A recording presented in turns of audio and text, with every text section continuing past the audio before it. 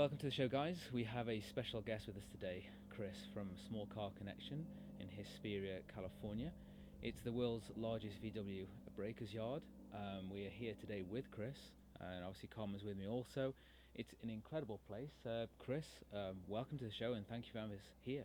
Welcome to you. Glad to have you here. So what we'd like to find out a bit about, Chris, is your passion for cars. When did it start? Well, I think my first car was a Volkswagen. I had a Harley Davidson before that I bought in a box and got running, but my first car was a Volkswagen, and I just never stopped. I think it all started when my dad brought one home when I was about 10. He worked for a credit union, and he got the repossessed cars. So he brought it must have been about a 65 Bug home, and I remember opening the door and the smell from inside that car. I think I've been chasing that smell my whole life. But yeah, I just never stopped. I bought one, and then now I have a few more than one. Well, you definitely have a few more than one. I mean, standing here for us, it's just an incredible sight. We've never been to a place that's so big, and the variety is absolutely phenomenal. What's the journey been like? I mean, how does a chap like yourself love VWs, then suddenly having one of the biggest out there? It's incredible. Well, I started with a VW repair shop. Actually started with doing just parts, and then opened a repair shop. That kind of migrated into dealing. I think some of my first international dealings were with Australia. I then began hunting NOS parts and going to different parts of the country or different parts of the world in search of those NOS parts. And I just got a call one day that this facility was for sale, and I made it happen. Wow, that's quite an incredible journey. And obviously, since you've acquired this place, you mentioned to us you've actually traveled the world to actually go out of the way to actually find these very unique pieces and vehicles. I mean, tell us a little bit about those journeys and what places have you been to? Well, one of the first big adventures was in Venezuela. I was actually at a local swap meet. I think it was the VW Classic, and a gentleman approached my booth and had a notebook with him, and he had a lot of pictures in that notebook, and he opened it up and said, I'm Luis Contreras from Venezuela, and I have these parts for sale. So I started thumbing through the pictures, and it was amazing. And I said, who else have you shown this to? And he said, oh, you're the first guy.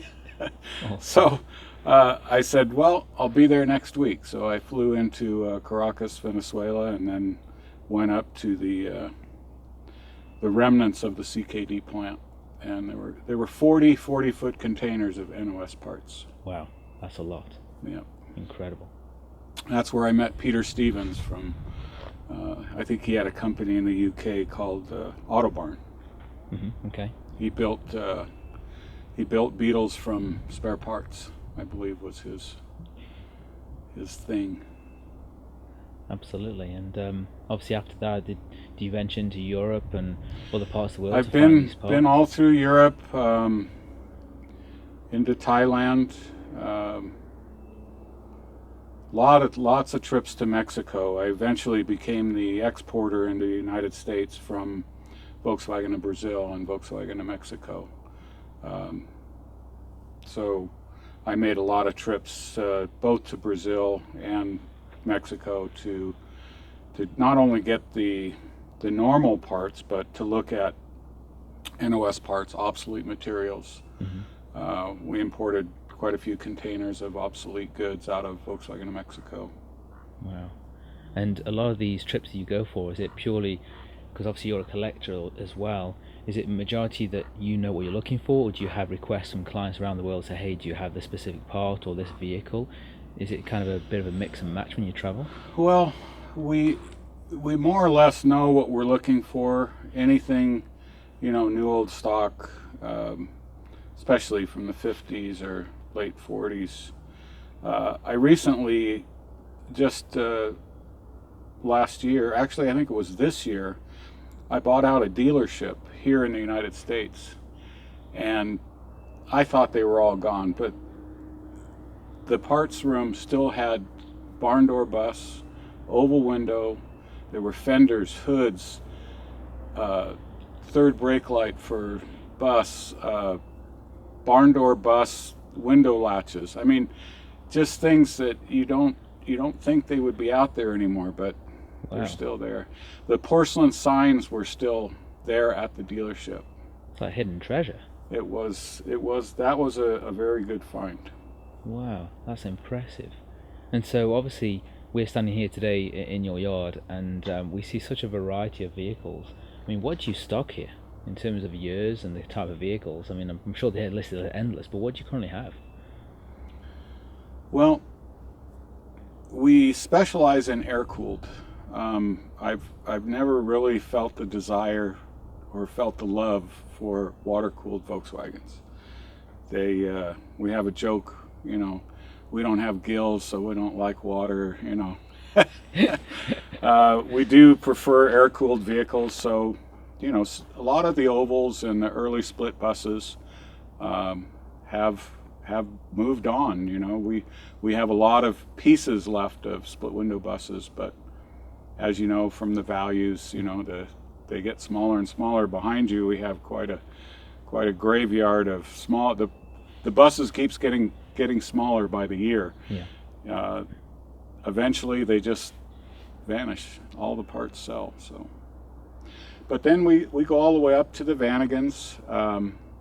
There are some water-cooled Vanagons, but not too many. Mm-hmm. Mostly air-cooled vehicles. Okay. We have about 1,000 cars on site here. Wow. Yes, we definitely can testify to that today. We Yeah. can see them. And obviously our classic Beetles as well. We saw a few Porsches, I think, in between. Right, we have some 914s, 924s, no early Porsche, no 912s, no 356s. We do have body clips from 356. Over the years, I purchased a lot of businesses, and you know, Volkswagen and Porsche air-cooled kind of go hand in hand. The shops that were repairing Volkswagen Beetles and were also doing Porsche cars, so I ended up with a lot of Porsche parts, but I kind of kept those to the side. I never really advertised them, and Yep.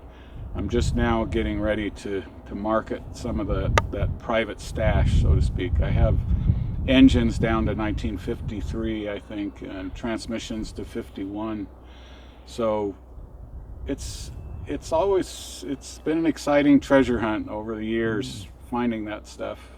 And you've been around for, I think, is it 20 years now? Is that about right?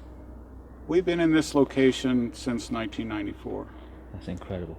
I opened my first Volkswagen-related business in 1980. Wow.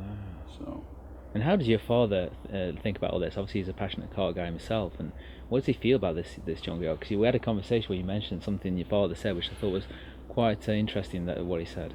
well, we just came back into town a couple of days ago, and we drove to kind of check on the yard, and we drove up to the gate over here, and he's 94 years old. He looked over at the cars and he said, each one of those cars has a story. And I thought that was a pretty neat thing to say, and I've been thinking about it ever since. And he's right. There's a lot of stories here. Absolutely, there's going to be a lot of stories, and they are very iconic vehicles. I mean, what does Volkswagen mean to you? I mean, are you very passionate about the brand, and what does it mean to you? Is it like a lifestyle? And Well, it's funny that over the years, I have always liked the car. I've respected the car for what it's done. I think I told you I drove a Volkswagen bus from here to Panama. you In did mention 1976, I believe. So you have to respect a vehicle that will take you anywhere. Sorry, I got off a little bit there, but the people that you meet, it seems everybody has a Volkswagen story. When I was a kid, or my first car was a Volkswagen, or I met my girlfriend and she had a Volkswagen. when I go to shows like the SEMA show, people see the parts and they stop and say, "Oh, that makes me think of my Volkswagen." It is, it's everybody seems to have a Volkswagen story. No, that's very true. Even people that we meet who may not necessarily own one, they always have a passion for them. Yeah. And we know they're hard to come by, but there's always someone who wants a part of that vehicle. It's quite an incredible thing. You touched base just on this journey that you did back in the 70s in Panama. I think you mentioned. Can you tell us a bit more about that? It sounds like such an incredible trip. Was it with friends, on your own? Well, I had two friends. We were young, 18 years old, and we decided that we wanted to travel when we were young. So we worked for a friend of mine's father, we saved some money. I found a 23 window bus that we spent our weekends, camperizing. We put an extended bumper and a 10-gallon propane tank, made some makeshift beds and compartments. We put a stereo system in, an 8-track, of course, back in those days. An 8-track stereo system, and we all had headphones. So it was quite a sight driving through, central Mexico with these three young guys, no shirts on, and they have, these earphones on. I'm sure some of the people that we ran into had never seen a set of earphones. They must have thought we were aliens. But we were, we went kind of primitive. We took our baths in streams, and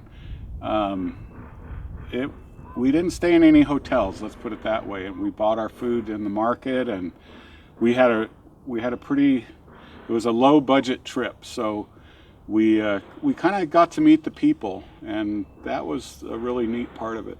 That's incredible. I mean, how many miles did you cover, and how long was the actual journey? Well, I ended up living in Ecuador for a while, but let me get back. We traveled from the Los Angeles area to Panama.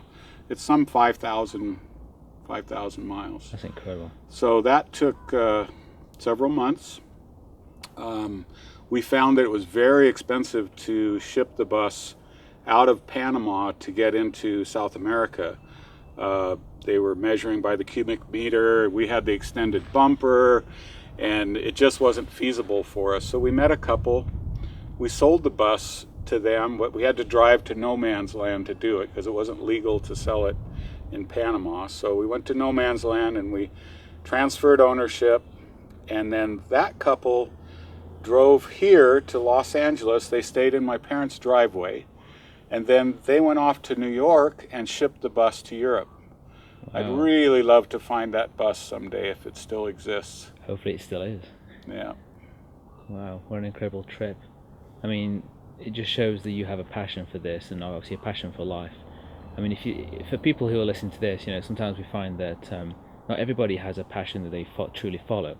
If there was any advice you could give to anybody out there who's got a passion, who is thinking of doing something, do you have any sort of wise words maybe that might help them just to, give them that little bit of a kick?